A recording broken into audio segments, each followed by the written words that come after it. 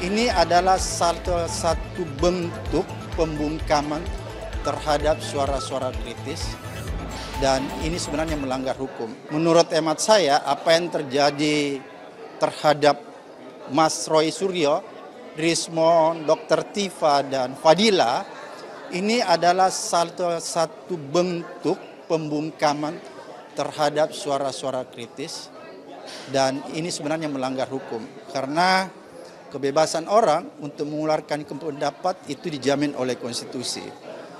Jadi kalau orang paham tentang konstitusi, pemerintah paham tentang konstitusi, maka suara kritik tidak boleh dilawan dengan mengkriminalisasi seseorang lewat laporan ke kepolisian. Presiden Jokowi melaporkan dugaan ijazah palsunya ke Polda. Nah, berarti Presiden Jokowi melakukan pembungkaman gitu, Bang? Ya, jadi Presiden Jokowi ini bukan rakyat biasa ya. Dia mantan presiden yang 2 periode. Oleh karena itu dia harus bertindak sebagai seorang negarawan. Tindakan seorang negarawan itu haruslah bisa diteladani, harus bisa dicontoh. Dan tindakannya itu harus memberi nuansa kearifan dan kebijaksanaan.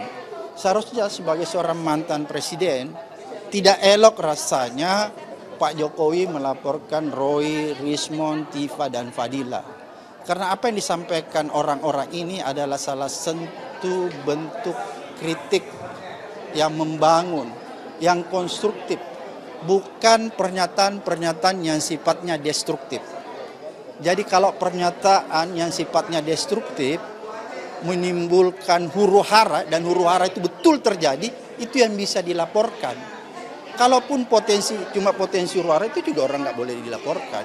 Oleh karena itu menurut saya menghimbau teman saya Pak Jokowi ya supaya mungkin lebih elok, lebih arif, memberi contoh kepada masyarakat supaya tidak melanjutkan laporannya. Supaya orang tetap bangga terhadap sikap Pak Jokowi. Karena apa? Mantan pimpinan yang bisa diingat itu ada legasinya. Kalau Pak Jokowi membuat atau meninggalkan legasi yang bagus, maka diingat. Tapi kalau Pak Jokowi meninggalkan legasi yang tidak elok, yang memalukan, maka orang tidak akan pernah mengingatnya. Gitu. Jadi sebaiknya laporan ini tidak dilanjutkan oleh Pak Jokowi. Ataupun kalau Pak Jokowi bersikeras melanjutkan laporan ini, maka seharusnya, lagi-lagi, seharusnya aparat penegak hukum, dalam hal ini kepolisian, tidak punya dasar untuk menindaklanjuti laporan ini. Karena pertama saya lihat ya laporan itu pasal-pasal yang ditujukan itu tidak tepat. Ya, kira-kira seperti itu.